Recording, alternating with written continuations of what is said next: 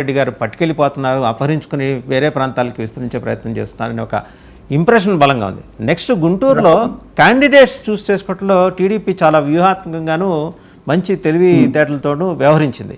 అంటే identification of candidates. Pemmasani Chandrasekhar గారు ఉన్నారు, దాదాపు 10 ఏళ్ళ నుంచి ఆయన ట్రై చేస్తున్నారు ఇంటర్వ్యూ ఇద్దామని. అత్యంత ధనికుడిగా ఆయన అఫీషియల్ అఫిడవిట్లోనే ఆయన మెన్షన్ చేశారు 5,700 కోట్ల రూపాయలు. ఇట్స్ నాట్ దట్ ఓన్లీ ఆయనకు ఆస్తిని ఒక్కటే కాదు, ఆయన నరశేఖర్ కృష్ణ గారి కుటుంబంతో అనుబంధం, గుంటూరు జిల్లాతోటి నేరుగా కాంటాక్ట్స్, పల్నాడు ఏరియాలో పెరగటం అండ్ మమేకం అవ్వటం, డౌన్ టు ఎర్త్. అటు చూస్తే మీరు వైసీపీ క్యాండిడేట్ కిలార్ రోసయ్య గారు, ఉమారెడ్డి వెంకటేశ్వర గారు అల్లుడు, ఆయన డిటాచ్డ్ మోడ్లో ఉంటాడు అని చెప్పేసి ఒక ప్రచారం. ప్రజలు ఎవరితోనూ కూడా అంత పెద్ద సంబంధాలు కలిగి ఉన్నాడు కాదు. సో అది బాగా కొడుతోంది, అసెంబ్లీ సెగ్మెంట్ల మీద బాగా కొడుతోంది వైసీపీకి అని అంటున్నారు. గుంటూరు పార్లమెంట్ అది కనబడింది, మీరు చెప్పింది వాస్తవం.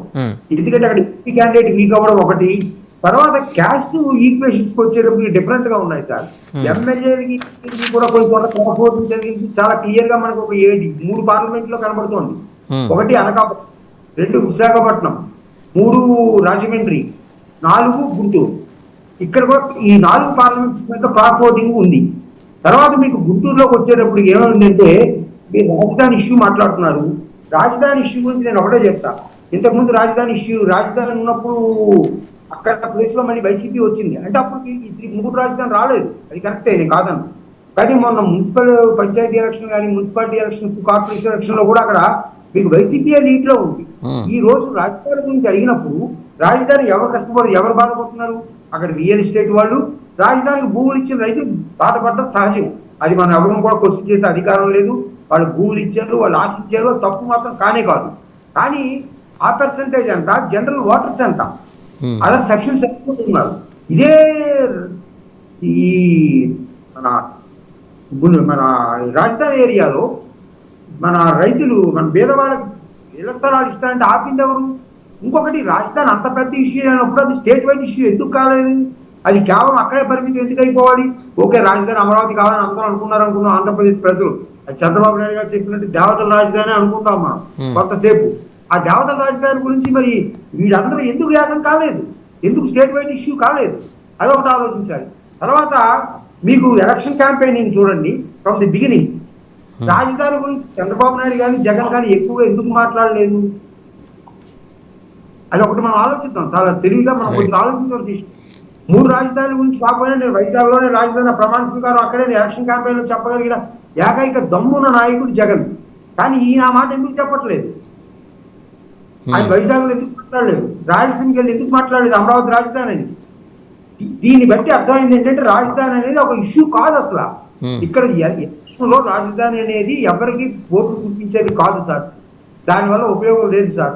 తర్వాత ఎలక్షన్ లో మీకు ఇక్కడ జరుగుతున్న ఎలక్షన్ 2 పాయింట్ల మీద జరుగుతుంది. జగన్ ముఖ్యమంత్రి, చంద్రబాబు నాయుడు ముఖ్యమంత్రిగా, ఇది ఒకటే క్వశ్చన్. దీని మీద ఎలక్షన్ జరిగింది మాక్సిమం. మాకు వచ్చిన ఫీడ్బ్యాక్ అయితే ఎంప్లాయీ సెక్షన్ లో యాంటీ విపరీతంగా ఉంది అన్నారు. మనం 7 రౌండ్ సర్వే చేసాం.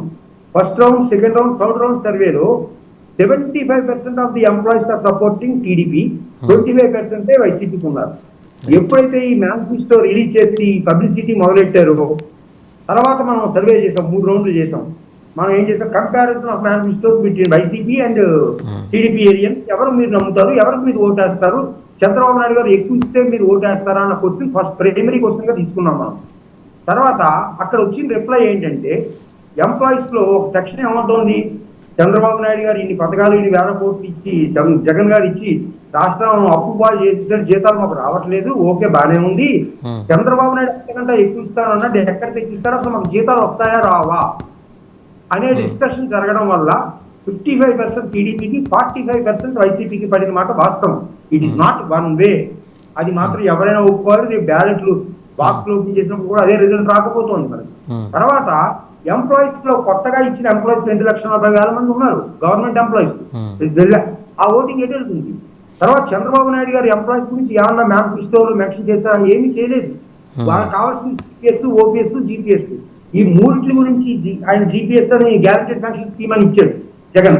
వీళ్ళు అది కూడా మెన్షన్ చేయలేదు. అసలు ఎంప్లాయీస్ గురించి ఏది అడ్రస్ చేయకుండా ఎంప్లాయీస్ ఓట్లన్నీ నాకే పడతాయి, అంతకంటే నేను ఎక్కువ ఇస్తాను, మేనిఫెస్టో ప్రకారం వాళ్ళు 3 పిల్లలకి ఇస్తే నేను 6 ఇస్తాను, ఆయన 10,000 ఇస్తే 20,000 ఇస్తాను, బడ్జెట్ విషయం గురించి కానీ మన స్టేట్ బడ్జెట్ అంతా మన ఆదాయం అంతా లేకుండా వెళ్ళి మనం పబ్లిసిటీ చేసి ఈ రోజు ఎంప్లాయీ ఓట్లు నాకు వస్తాయని ఎలా మనం ఏ దృష్టితో మనం అంటే discuss చేయగలం? చంద్రబాబు గారి మీద ఒక నమ్మకం అయితే ఉంది కదా సార్, ఏమని ఆయన సంపద సృష్టికర్త, ఆయన వెల్త్ క్రియేషన్కి బ్రాండ్ అంబాసిడర్ అనే ఒక నమ్మకం, అండ్ కష్టపడి పనిచేసే తత్వం, కేంద్రం నుంచి నిధులు ఎక్కువ రాబట్టగలరు అని ఇంతకుముందున్న ప్రూవ్ అండ్ ట్రాక్ రికార్డు, ఇవన్నీ పాజిటివే కదా సార్ చంద్రబాబు గారికి. సార్ ఒకటి ఆయన డెవలప్మెంట్ గురించి ఆలోచిస్తారన్నారు, ఓకే అనుకుందాం కొంతసేపు, మనం కూడా లెటర్స్ ఎస్యూమ్ డెవలప్మెంట్ గురించి ఆలోచిస్తారు, నో డౌట్. సంపద ఎలా సృష్టిస్తారు సార్ మీరు? దైర్యం ఇప్పుడు నేనున్నాను, రేపు ₹1 సంపాదిస్తానంటే ఎట్లా సంపాదించగలుగుతారు? ఒక వే ఉండాలి కదా, ఒక మార్గం ఉండాలి కదా. ఏంటి పరిశ్రమలు తెచ్చి ఎక్కడ తెస్తే పరిశ్రమలు? ఇప్పుడు పరిశ్రమలు రాలేదా? పోర్టులు చేయట్లేదా? తర్వాత మన ఫిషింగ్ హార్బర్స్ కావట్లేదా? ఇప్పుడు ఇంకోటి డెవలప్మెంట్ అంటే ఒక చోట కాన్సన్ట్రేట్ అయ్యే డెవలప్మెంట్ అయితే నేను అనుకోను. నా దృష్టిలో ప్రజలు ఈ రోజు ఎలా ఉన్నారంటే మినిమం నీడ్స్ ఏంటి, మనకు కావాల్సిన అవసరాలు ఉన్నాయా లేవా, తర్వాత ప్రతి ఏరియా ప్రతి రీజన్ కూడా డెవలప్మెంట్ కావాలి, ఆ డెవలప్మెంట్ అడుగుతున్నారు ప్రజలు. అట్లా కాకుండా చంద్రబాబు నాయుడు గారు చెప్పింది నిజమై ఉంటే ఈ బాటి అమరావతి స్టేట్ వైడ్ ఇష్యూ కావాలి, కానీ కాలేదు కదా. మనకి సంపద ఎలా సృష్టిస్తాం? కాలేదు అని మీరు ఎందుకు భావిస్తున్నారు? ఇప్పుడు అమరావతి ఎక్కడి నుంచి, అమరావతి నుంచి మొదలెడితే దేవాలయం దాకా, శ్రీకాకుళం అరసివెల్లి సూర్య దేవాలయం దాకా, అంటే న్యాయస్థానం నుంచి దేవస్థానం దాకా ఒక సెక్షన్ ఆఫ్ ఫార్మర్స్, వాళ్ళు అక్కడి నుంచి దళిత బహుజన రైతులు అందరూ చేసిన పాదయాత్ర, దాని ఇంపాక్ట్ ఉండదంటారా సార్? ఏమీ ఉండదు సార్. ప్రజలు వాళ్ళ ఈ రోజు ఎలక్షన్స్ ఎలా జరుగుతున్నాయంటే ప్రజలు అవసరాలు చూసుకుంటున్నారు, పరిపాలన బాగా జరుగుతుందా లేదా అని చూసుకున్నారు తప్ప ఎక్కడో నువ్వు సాఫ్ట్వేర్ తీసుకొస్తాను 100 బిల్డింగ్లు కడతానంటే ఎవరు చూడట్లేదు దాన్ని. అది కరెక్ట్ కాదు, డెవలప్మెంట్ కూడా కాదు అది. అంటే మనకు తెలుసుకొని జనరల్ పర్సెప్షన్ మనం మాట్లాడినా సరే, జనరల్ పీపుల్ కామన్ పీపుల్ లో కూడా దాని మీద పెద్ద ఇంపాక్ట్ లేదు సార్. ఉంటే ఆ ఉద్యమం చాలా పెద్ద ఉద్యమం కావాలి. ఆయన పికప్ చేయలేకపోయా, ఎందుకు చేయలేదు? దేనికి కారణం ఏంటి? ప్రజలు ఎందుకు ముందుకు రాలేదు? మాకు అందరూ ఇప్పుడు గుంటూరు కృష్ణా డిస్ట్రిక్ట్ ఉంది, 33 అసెంబ్లీ సీట్స్ ఉన్నాయి, 34. పక్కనే ఈస్ట్ గోదావరి, వెస్ట్ గోదావరి ఆనుకుని ఉంది, అటు ప్రకాశం డిస్ట్రిక్ట్ ఆనుకుంది. కనీసం ఈ 4 జిల్లాల్లో అయినా సరే ఒక ఉద్యమ రూపంలో దాన్ని ఎందుకు రాలేదు అనేది మనం ఆలోచించాలి కదా సార్. అంచేత దాని ఇష్యూ కానే కాదు సార్ ఈ ఎలక్షన్ లో ఎవరికి దాని వల్ల ఉపయోగం. ఆయన వెల్త్ క్రియేట్ చేస్తారు కదా, దాన్ని నమ్మట్లేదా జనం? ఏమండి? వెల్త్ క్రియేషన్కి ఆయన బ్రాండ్ అంబాసిడర్ కదా, సంపద సృష్టిస్తారు కదా, అది నమ్మట్లేదా జనం అంటున్నాను. మేము అడిగిన క్వశ్చన్ కూడా అదే, ఆయన సంపద సృష్టిస్తారంటే ఎట్లా సృష్టిస్తారు సార్ అని వాటర్లు అడుగుతున్నారు ఈ రోజు. పూర్వంలో వాటర్కి చాలా తేడా ఉంది. పూర్వంలో ఏదో నాయుడు గారు ప్రెసిడెంట్ గారు చెప్తే ఓట్లు వేసే స్టేజ్, ఈ రోజు అది లేదు. మాధ్యమాలు, టీవీలో ఉన్నవండి, సెల్ ఫోన్లు, ఆండ్రాయిడ్ ఫోన్లు వచ్చిన తర్వాత ప్రతి వాడు ఆలోచిస్తున్నాడు. వాళ్ళు ఒకటే అడుగుతున్నారు, సార్ ఆయన చేసిన తర్వాత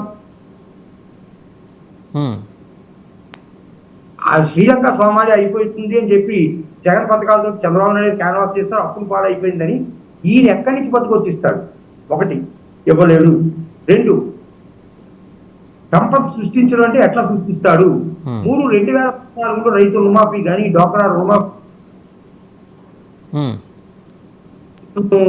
ఎట్లా నమ్ముతాము, మాకు వచ్చేది చాలు అన్న టైప్ లో ఒక సెక్షన్ ఉంది.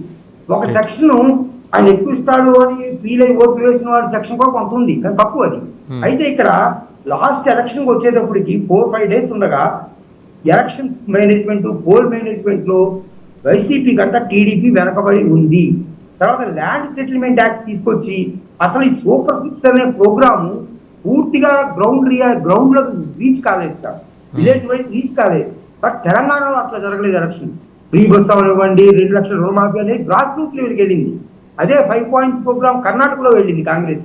బట్ ఇక్కడ తెలుగు గ్రాస్ రూట్ లెవెల్లో జరగలేదు.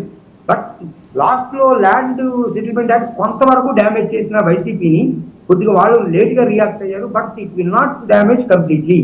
సో అది గవర్నమెంట్ ఫామ్ చేయడానికి వైసీపీకి అడ్డంకి కాదు అని నేను అనుకుంటున్నాను. అయితే ఒకసారి మనం లీడర్స్ పర్స్పెక్టివ్లో వెళ్దామండి. ఒకసారి రాజధాని ప్రాంతం నుంచే వస్తాను.